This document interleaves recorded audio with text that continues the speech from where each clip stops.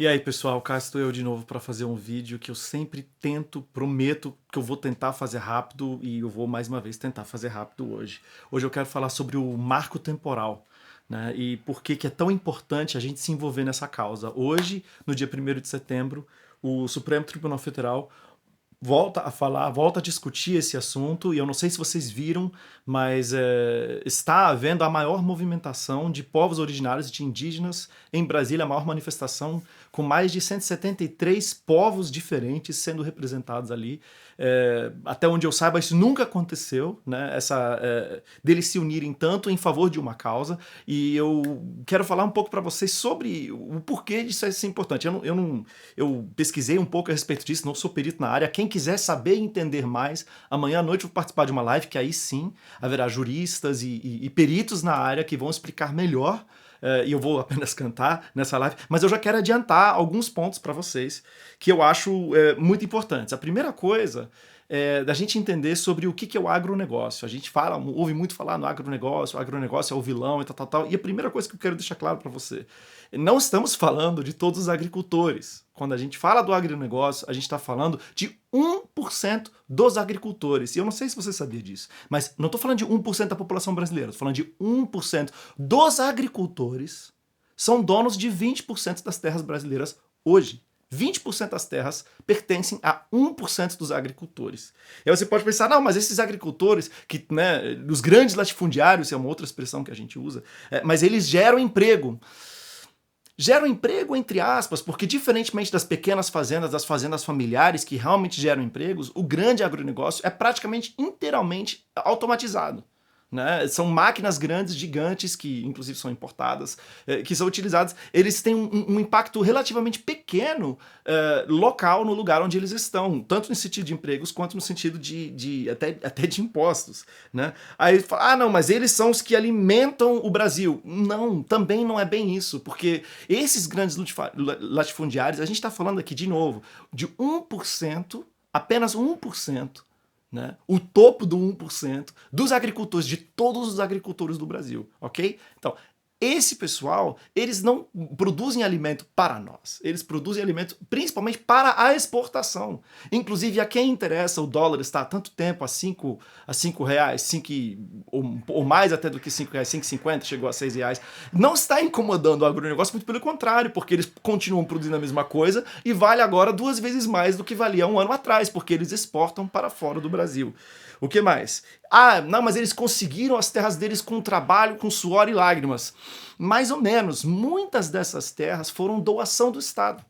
E a gente sabe, infelizmente, no Brasil, muitas dessas doações de Estado, na verdade, são compras, só que compras, né, via corrupção, via cessão, via favores. Né? A indústria do agronegócio é uma indústria extremamente poderosa e eles têm muito dinheiro para influenciar, inclusive políticas públicas, que é exatamente o que está acontecendo. Eles que estão incentivando, o Congresso já votou a favor do marco temporal, contra o qual eu quero que todos nós estejamos, e agora cabe ao STF decidir se vai valer o que o Congresso votou ou não, porque existem várias instâncias diferentes para se aprovar esse tipo de coisa. Então esse é o primeiro motivo, a gente entender um pouquinho melhor quem é o agronegócio, de quem estamos falando. A gente não está falando do seu primo que é fazendeiro, a gente não está falando da sua avó que tem ali uma terrinha, que cria umas cabeças de gado, umas galinhas. Não, a gente está falando do agricultor normal, a gente está falando de apenas 1% dos agricultores brasileiros. E esse 1% realmente tem essa força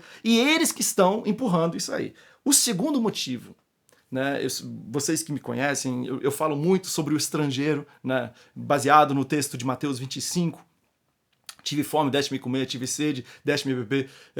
Fui estrangeiro e me hospedastes. Né? Eu falo muito do estrangeiro, o estrangeiro que é o diferente de nós. O que é pra gente, como é que é pra gente tratar as pessoas que são diferentes de nós, que creem de maneira diferente de nós.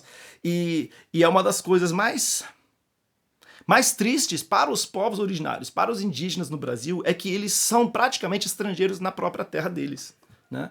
Eles estavam aqui muito antes da gente chegar aqui, ancestralmente falando, e eles vivem praticamente como se fossem estrangeiros na sua própria terra.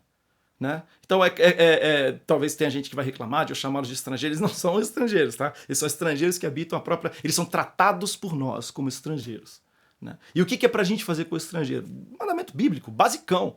A gente acolher, a gente defender a causa deles, a gente entender o que eles precisam, a gente ouvir o seu clamor e a gente atender o seu clamor. E eles estão clamando. Você pode até não ter visto isso nos jornais, porque, infelizmente, alguns dos grandes anunciantes dos jornais também são o agronegócio, né? Porque a gente está falando realmente de uma indústria bilionária aqui, né? Enfim.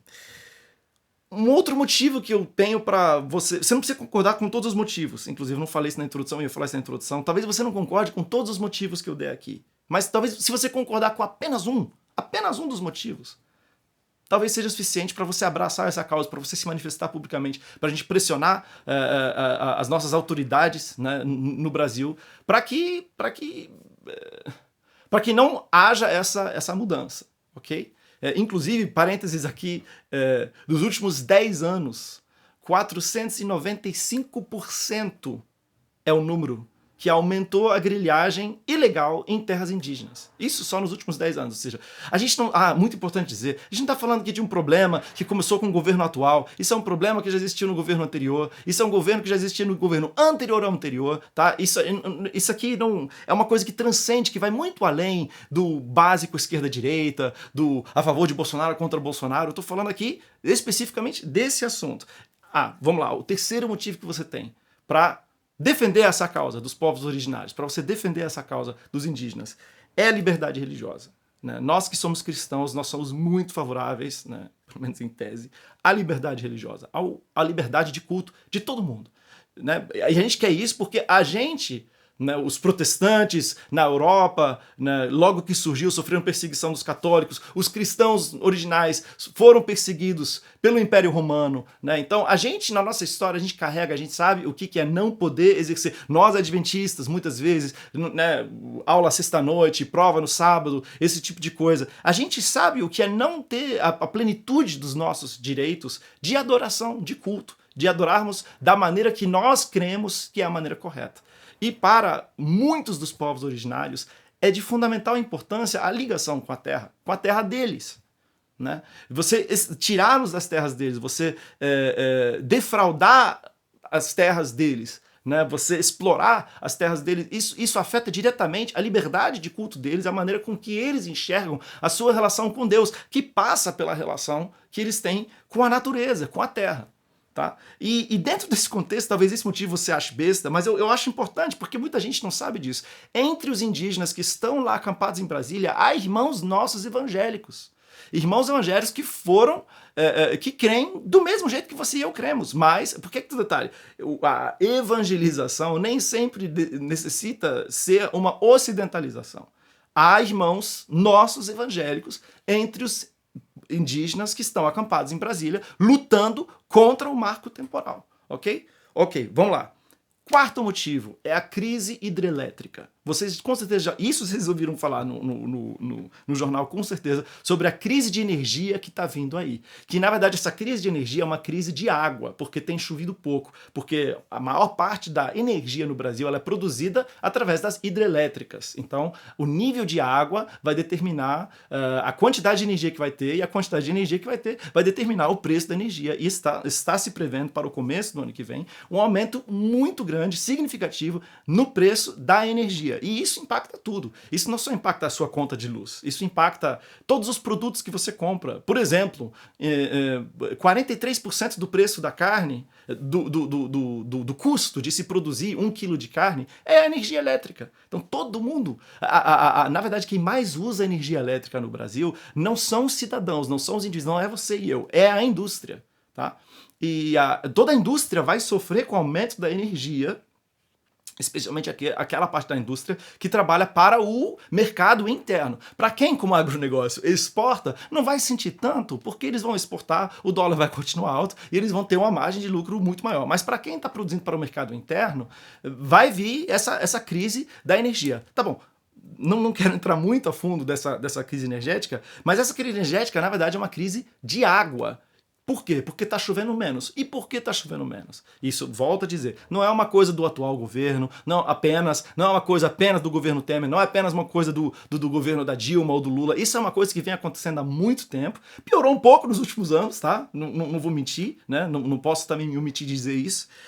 Mas o desmatamento A médio prazo, a curto não, mas a médio prazo, ele impacta a quantidade de chuva que vai ter.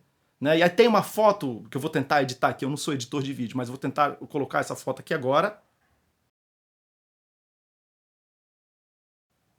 Ok? Essa foto mostra claramente, de um lado são terras indígenas, do outro lado são as terras do agronegócio. Qual desses dois lugares você acha que vai produzir chuva? De onde vai vir chuva? De um lado ou do outro lado? E aí, a ironia das ironias é que o agronegócio é uma indústria tão poderosa, é tão bilionária, que enquanto o preço da nossa energia vai subir, e vai subir significativamente, existe uma probabilidade não pequena deles usarem o poder político que eles têm de lobby para pressionarem o Congresso, ou onde quer que seja, para conseguirem incentivo fiscal para diminuir a conta de energia deles, não a sua, não a minha. Então, assim, são esses 4 motivos que eu queria dar para vocês. O vídeo conseguiu ficar curto, menos de 12 minutos, né? Estamos em 11 minutos, 10, 11 minutos. E eu quero que você reflita a respeito desse assunto. Eu quero que você procure mais informação. Participe da live, assista a live, que tá todas as informações aqui na descrição do vídeo, da qual eu vou participar amanhã para procurar saber mais. E se você concorda, se você é a favor dessa causa, da causa dos povos originários, da causa indígena, procure saber mais, se informe, se engaje, use suas redes sociais, use toda a sua esfera de influência que você tem para conscientizar desse problema, que não é apenas um problema, mesmo que fosse apenas um problema dos povos originários, dos indígenas, nós deveríamos abraçar a causa deles, mas não é apenas uma causa que diz respeito a eles, é uma causa que diz respeito a todos nós. E aí eu quero fechar dizendo, que eu já ouvi muita gente falando, não, mas os índios mesmo, eles também, eles desmatam as terras deles, tal. Isso não é verdade. Nos últimos 30 anos, apenas 2% do desmatamento aconteceu em terras indígenas. E 98% das terras indígenas continuam absolutamente intactas. Ok? Então não acredite nessas besteiras, não acredite nas pessoas que falam esse tipo de coisa, porque simplesmente não é verdade. A melhor maneira que hoje, né, tá triste dizer isso, a melhor maneira que hoje temos de proteger a floresta amazônica é através da demarcação das terras indígenas, a manutenção, né, da demarcação das terras indígenas, conforme foi feito em 1988. É isso, gente. Um grande abraço, Deus abençoe vocês.